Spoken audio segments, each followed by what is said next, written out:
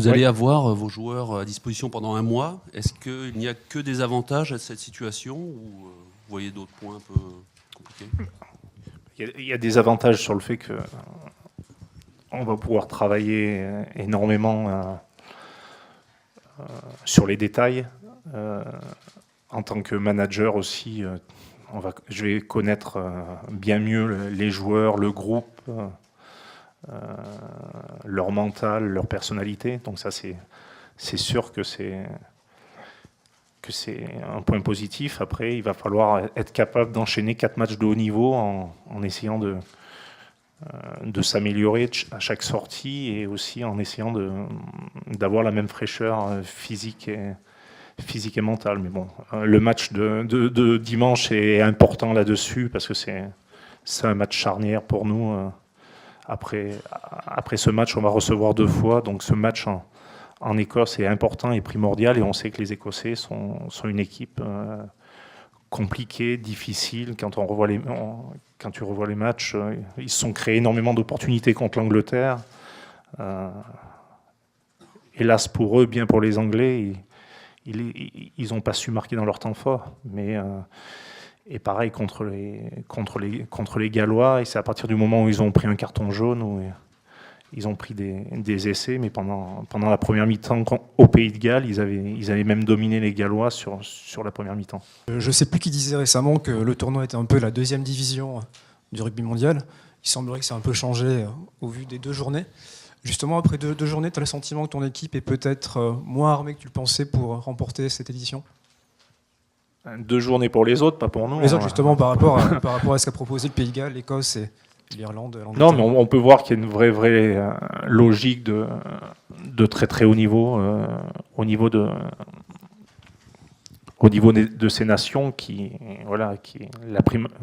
ce qui est primordial pour eux, c'est d'abord le 6 Nations, et après la H-Cup, et après la Celtic League n'est pas très importante pour eux. Et donc on peut voir que ils ont un niveau de préparation, un niveau qui est très important. Mais bon, nous on a quand même la chance aussi que beaucoup de clubs ont su reposer les internationaux.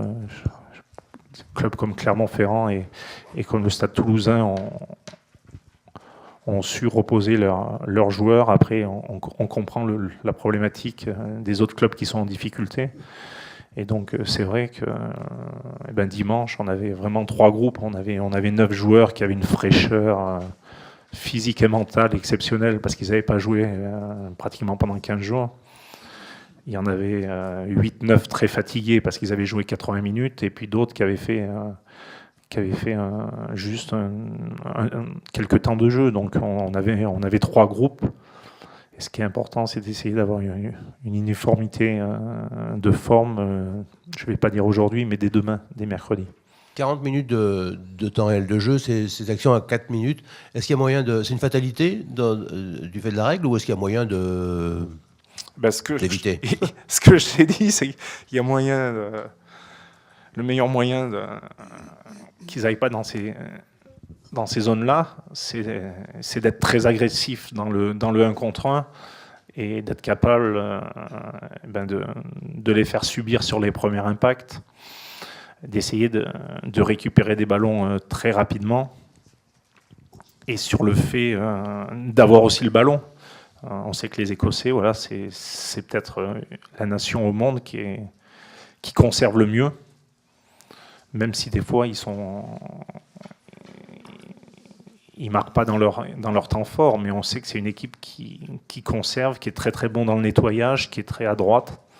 Mais par contre, il faut essayer de tuer le temps, l'espace, et il y a eu moins de temps de jeu contre les Anglais parce que les Anglais ont su, surtout en deuxième mi-temps, être très très agressifs, aller les prendre, ils avaient pratiquement fait une défense inversée parce que l'ailier était monté sur l'avant-dernier, et ils étaient arrivés à plaqueur plaqué à récupérer des ballons au moment de l'impact. Donc c'est sûr que nous, dans le défi, dans le 1 contre 1, il va falloir être très très fort dimanche après-midi.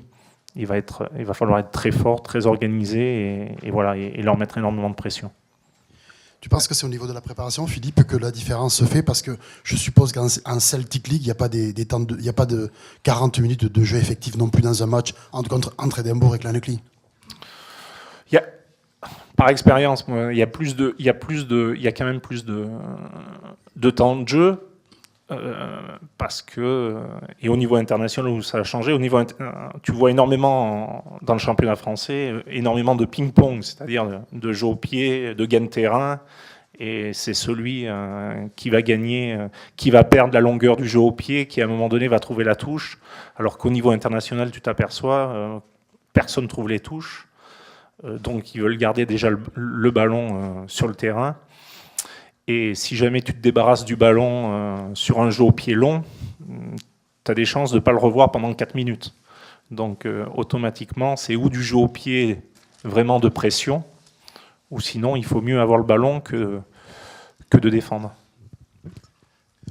On sait que Dimitri Zazaski a un peu vécu dans l'ombre de William Servat ces dernières années. Il n'a pas forcément saisi sa chance lors de la Coupe du Monde en début de compétition. Est-ce que tu as une grosse attente par rapport à ce match ? C'est pour ça qu'il commence. Et il était content et motivé de commencer contre l'Irlande. Il a l'opportunité là de commencer contre l'Écosse. Je crois qu'il a des qualités certaines. Après c'est à lui de mettre les ingrédients, de ne pas se mettre trop de pression aussi, parce que c'est un sport collectif par excellence. Mais bon, il a maturité au niveau de l'âge, il fait des bons matchs aussi au Stade français, et je crois qu'il a tout pour devenir un numéro 1.